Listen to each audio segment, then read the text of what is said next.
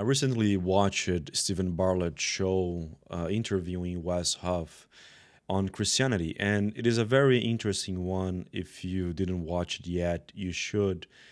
Once again, Wes doing a great job bringing his expertise as we all watch with his videos and seeing his defending Christianity. He's bringing the goodness that we can extract from Christianity and how it changes your life, how it changes your perspective. And it is a very unique one.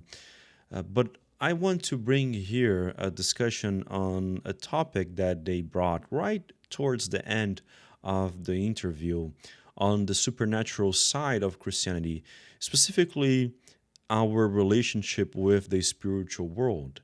And if we should or if we can get in touch with or in contact with spirits that are in the spiritual world, that are not here anymore in this world, materially speaking. Also considering his perspective on Christianity, that is the heritage that he has from the doctrine that he is immersed in, as we see in a more Protestant view of Christianity.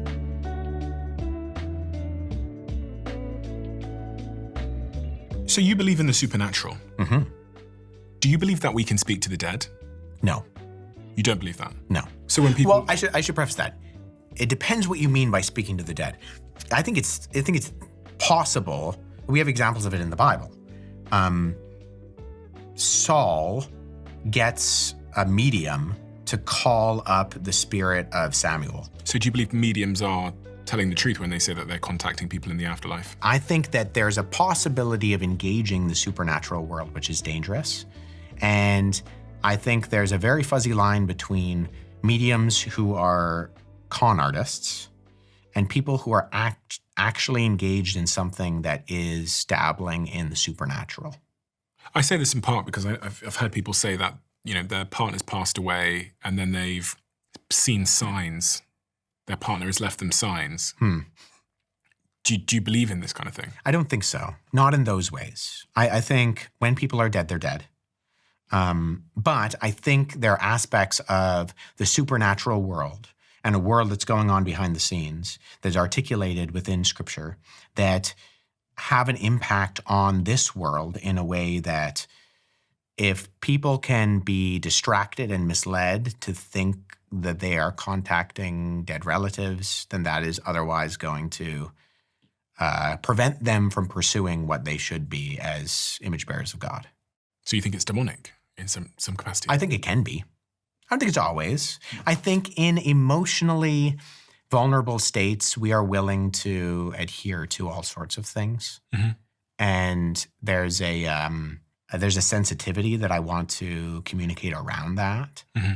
Because I think people, especially in the periods of the deaths of loved ones, often want to look for validation in their passed away loved ones leaving something or communicating or... And also that we all want to believe when we leave. Just wanted to bring here a point.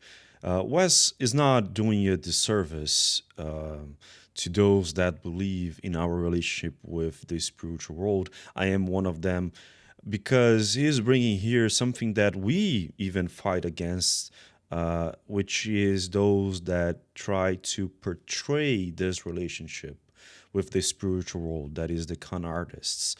And yes, I agree with him 100% on that point, but I disagree on the topic that it is only a matter of emotional and psychological, let's say, coping and relief to the person that is suffering, because it goes beyond that. It can very much be helpful in achieving the ultimate objective, that is to be with Christ and to be in God, as Christ says in his gospel, and to see yourself as an image bearer of God's image, as Wes brought. So I don't think that it hinders that objective and that pursuit as Wes brings, but I'm also agree with the point of being aware of con artists, of those that try to use a grieving moment, a moment that you're very emotional and very predisposed to believe in anything that can relieve you from the pain that you are feeling, and not have that, let's say, pinch of disbelief or asceticism in trying to ask yourself if that person that is bringing you a connection and it is portraying someone that you love and it is in the spiritual world, it is truly a medium, and that is truly using its mediumship skills and that we all have. And I'm going to talk more about that in a second. But yeah, just wanted to point that out, and let's continue here with the video. Use people we love, that they are somewhere better, that they are in a good place. And this is one of the things that I struggled with earlier when we were talking about hell, which is if such a small percentage of people are making it to hell by whatever measure of acceptance one believes, then that would mean that, like, my grandmother, who wasn't necessarily a devout religious person or a Christian, or she hadn't repented, is currently in hell. And that's a hard thought to take, that she is in such an awful place now. Yeah. And this would obviously make people not want to experience that dissonance and therefore reject religion and say, well, no, if I accept the Bible, then I have to accept my grandmother is currently burning in hell. Right. And so I'm going to reject the Bible. It's much easier than accepting that my grandmother is suffering right now. Right. I mean, ultimately, that's I wouldn't do it that way, therefore it's not true. Sorry, what do you mean? Well, I don't think that God should send my grandmother to hell. Yeah. Therefore, I'm going to conclude that it's not true based on that type of... Now, at the end of the day, does God communicate with people in ways that go beyond my understanding? I've talked to enough Muslims in the Muslim world who've had dreams about Jesus to know that something goes on. Like, I don't understand sometimes what happens on the deathbed between an individual and their maker. So it's not my place to say that they are burning in hell or whatever, Sure. the descriptive language you want to use, because it's between them and God. At the exact same time, apart from the saving work of Christ, I'm going to hell. So, and I genuinely believe that, is that apart from the inbreaking of God into my life, in part and parcel by things like this, but also by like showing me and allowing me to investigate these things and wrestle through questions and putting people in places in my life that have formed me and shaped me and allowed me to look at the evidence and have conversations and be honest and transparent. And those are the things that have led me down a road to say, I'm convinced. I'm convinced that this is true experientially, that it is intellectually robust, and that it is experientially profound. There is something very interesting in a Western perspective of Christianity, which Wes brings here, and that I think has a very strong weight on how people perceive Christianity. And one of the reasons would be that it is very spread out, this point and this work, also in a discussion against atheism that is very scientifically bound or grounded.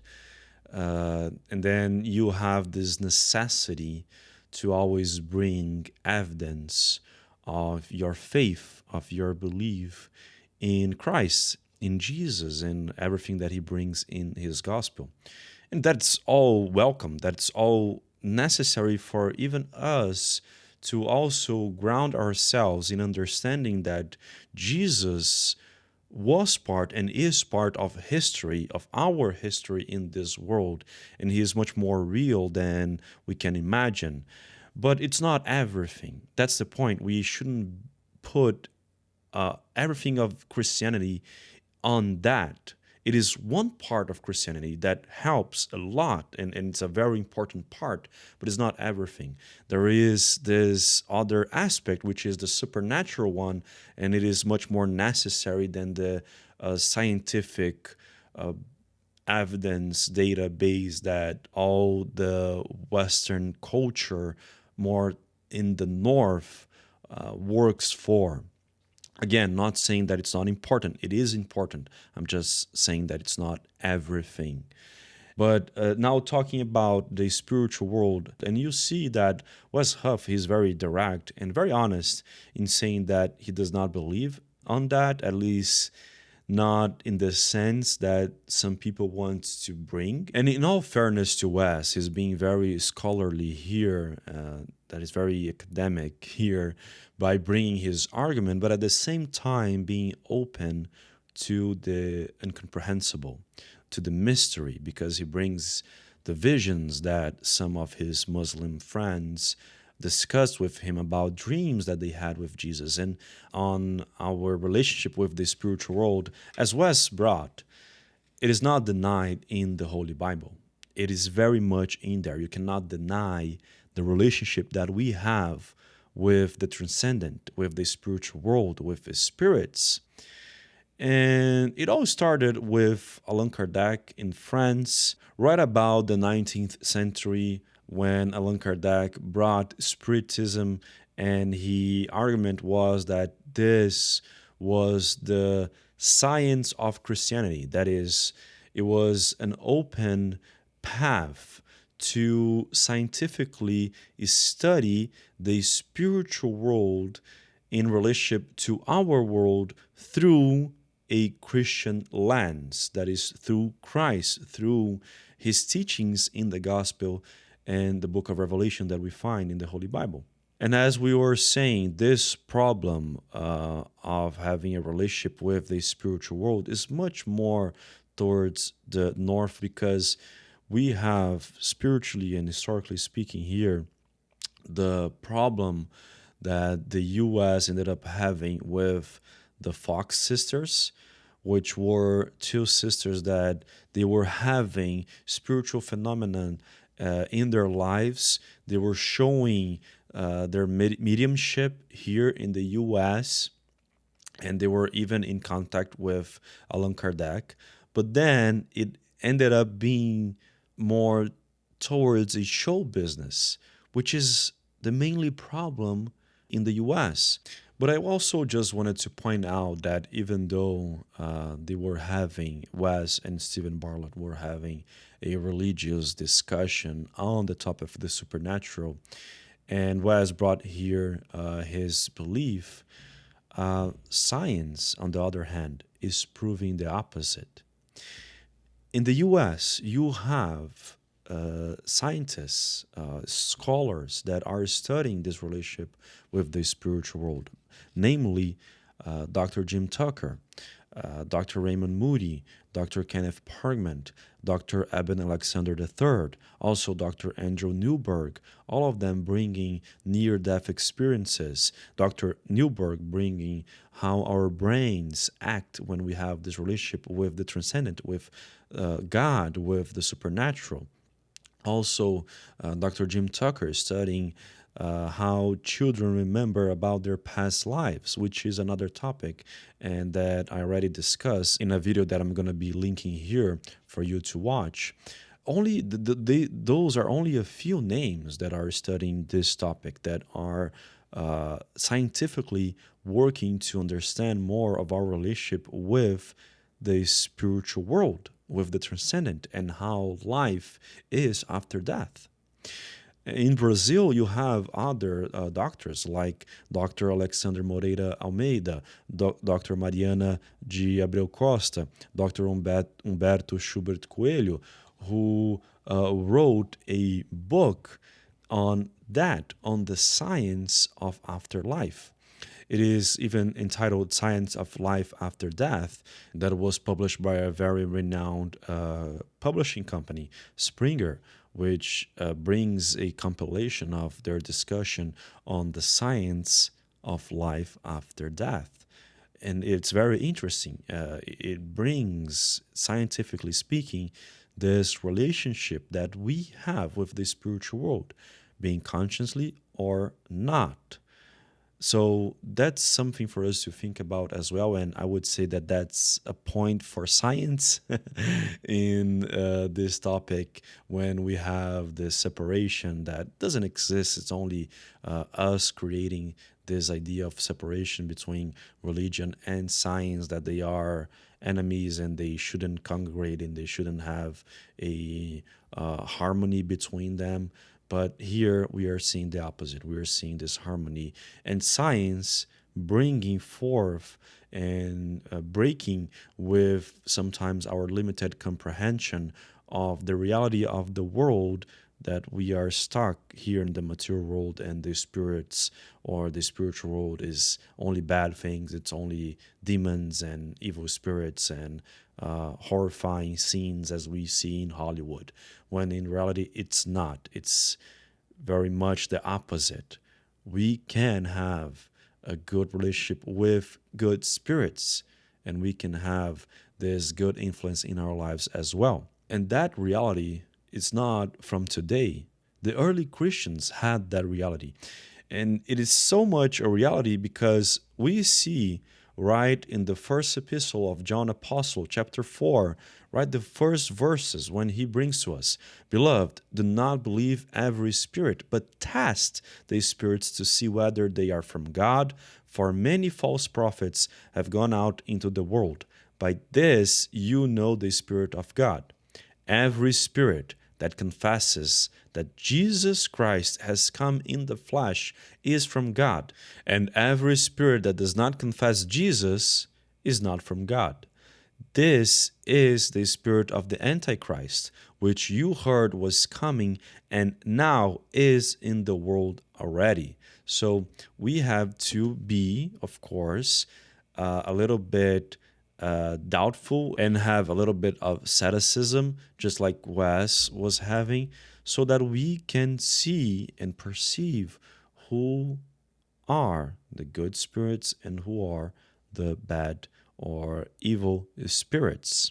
And for us to close this topic and to bring here more of the possibility and how we should be open to this spiritual relationship with our loved ones, with our spiritual friends, and seek to have this relationship with good spirits, to be consciously having a relationship with good spirits and not unconsciously being influenced, having intuitions that comes from evil spirits.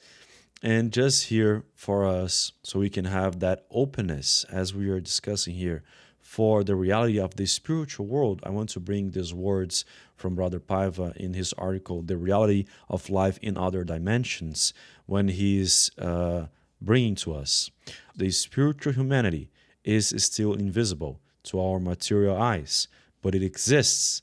The spiritual world is not an abstraction. So let's have that in our minds and perceive that our relationship with the spiritual world is much more real than we think, and we can benefit more if we try to have a conscious relationship with them through prayer, through good works, through reflecting on goodness and studying the Holy Bible, studying principles, universal principles, values that brings and put us into a path towards a better humanity and a future that is promised and prophesied by Christ in his book of Revelation. But yeah, that's my point here. Please leave your comments down below. Tell me what you think, and I wish you a very great day. May the peace of God be upon you today and always.